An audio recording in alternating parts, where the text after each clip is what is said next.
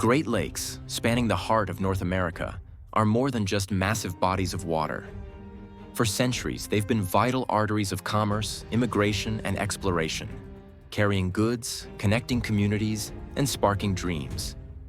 These freshwater seas were lifelines for industries, linking bustling cities like Buffalo, Chicago, and Detroit. Yet with opportunity came peril. Fierce storms, mechanical failures, and crowded waterways often turned these lakes into graveyards. At bustling docks like those in Put-in Bay, Ohio, and St. Ignace, Michigan, passengers would line up to purchase their tickets, eagerly awaiting their journey across the lakes.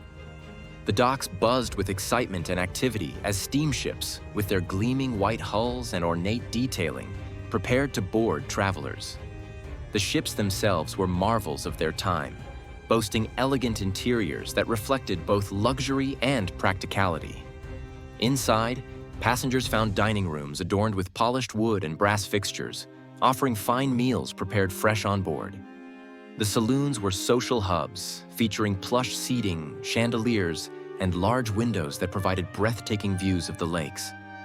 Narrow hallways connected to private quarters, where passengers could rest in snug, well-furnished cabins after a long day of travel. These ships were not merely vessels. They were floating hotels, combining transportation with comfort and style.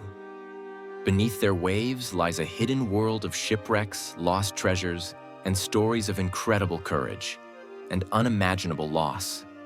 Today, we're exploring three fascinating wrecks: the treasure-laden SS Comet, the ill-fated Lady Elgin, and the mysterious Westmoreland. These ships were vessels for cargo, crew, and passengers. However, they were also a way to make a living, learn a trade, and became lifelines for families.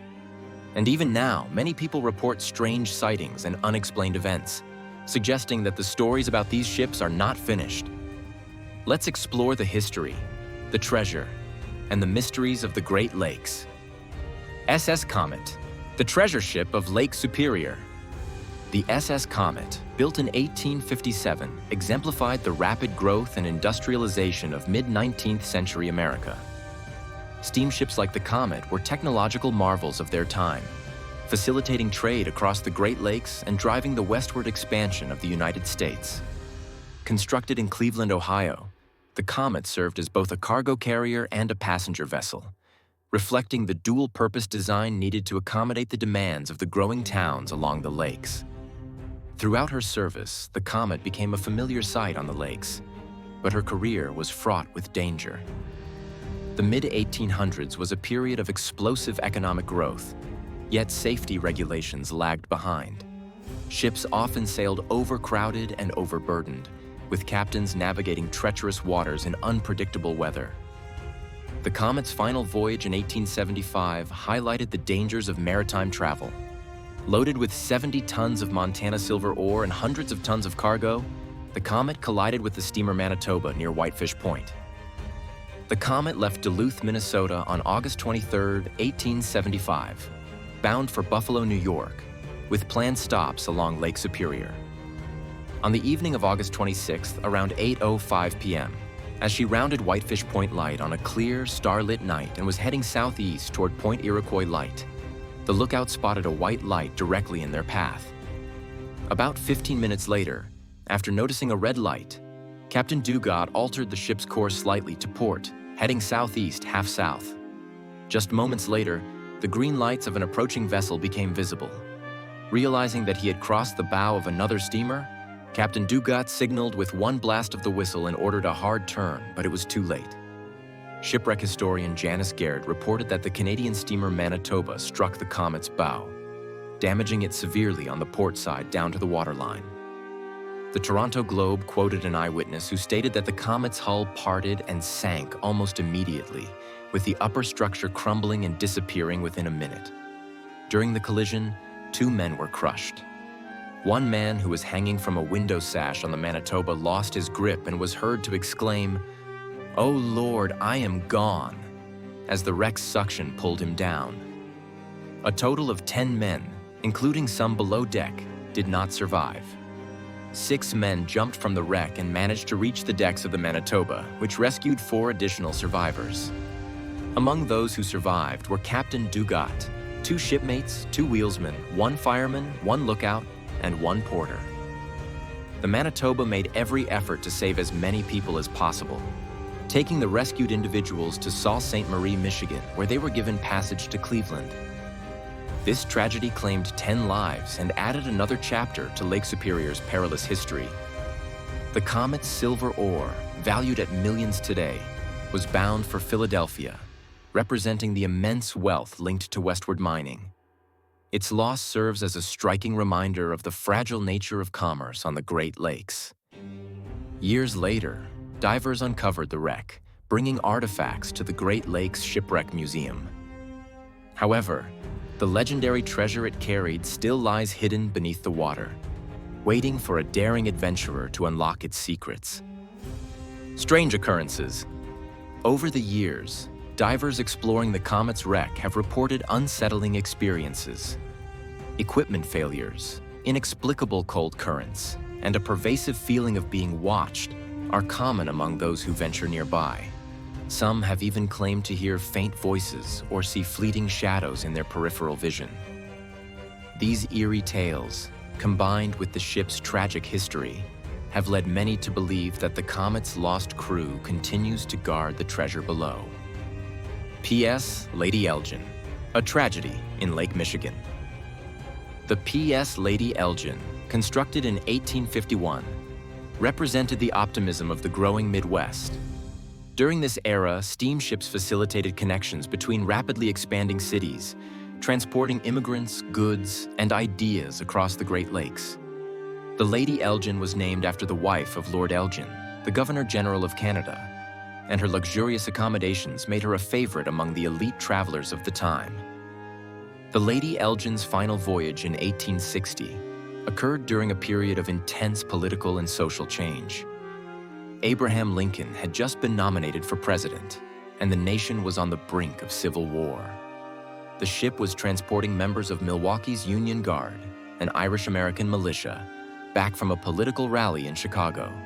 The Irish community, which played a significant role in Milwaukee's workforce and political identity, had rallied for this event, adding emotional weight to the tragedy that followed. On the night of September 6, 1860, the Lady Elgin departed from Milwaukee, Wisconsin, heading for Chicago. The ship carried members of Milwaukee's Union Guard who were there to hear a campaign speech by Stephen A. Douglas, the opponent of Abraham Lincoln. However, there is no clear historical evidence that Douglas actually appeared. On September 7th, around 300 men and women spent the day listening to political speeches, followed by an evening of entertainment provided by a German brass band on board the Lady Elgin. During the return trip that night, the brightly lit vessel was navigating through Lake Michigan against gale-force winds when it was struck by the schooner Augusta from Oswego. The Augusta was sailing with only a single white light mounted on a 5-foot Samson at the bow and did not attempt, or was unable, to avoid the collision in the stormy weather. At 2:30 a.m. on September 8th, the Augusta collided with the Lady Elgin's port side, damaging its own bowsprit and rigging, while also creating a hole below the waterline on the Lady Elgin. As the Lady Elgin began to sink, the Augusta, concerned that it had damaged the Lady Elgin and believing it had safely escaped, sailed on toward Chicago. Aboard the Lady Elgin, Captain Wilson ordered cattle and cargo to be thrown overboard to lighten the load and raise the gaping hole above the waterline, while the steward attempted to stop the leak with mattresses from the coal bunker. Although Captain Wilson ordered a lifeboat to be lowered from the starboard side to assess the damage, the boat never returned. Within 20 minutes, the Lady Elgin broke apart, and all but the bow section sank rapidly. The night was intermittently lit by flashes of lightning, revealing the scattered wreckage. The life preservers, wooden planks 5 feet long and 18 inches wide, went unused.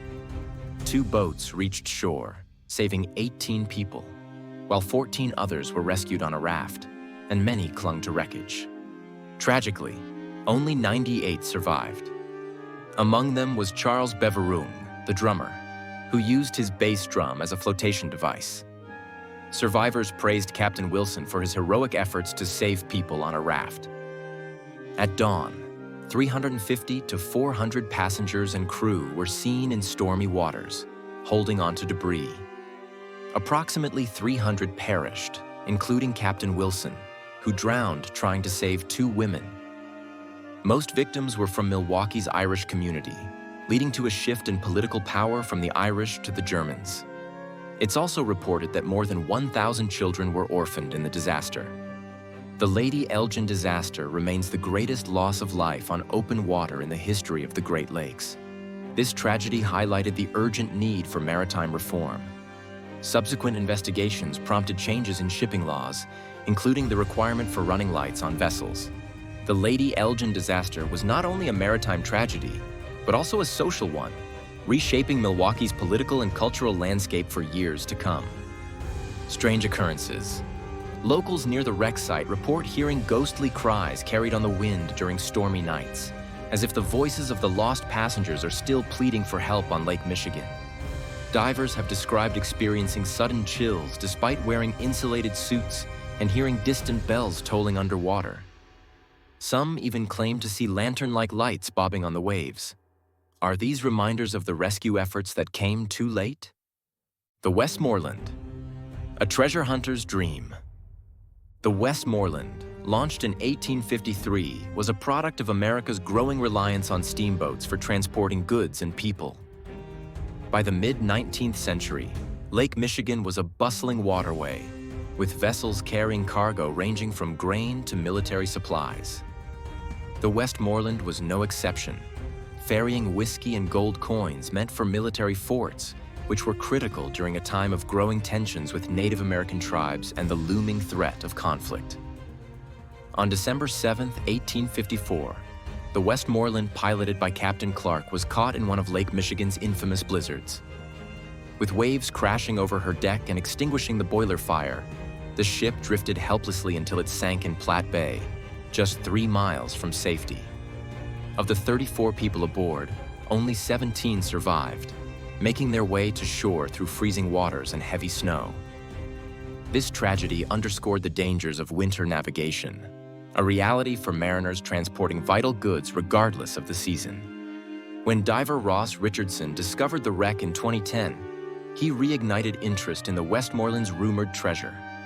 The ship's manifest listed 280 barrels of whiskey and a cache of gold coins, valued today at over $20 million.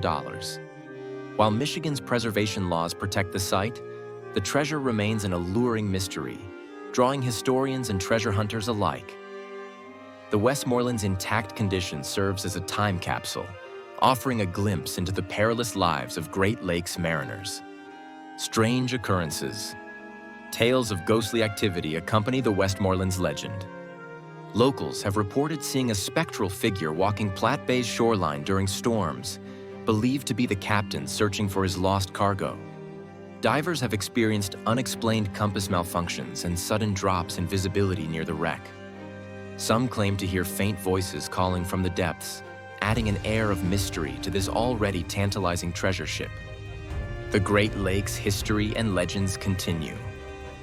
The Great Lakes are more than just vast bodies of water. They are monuments to both opportunity and peril.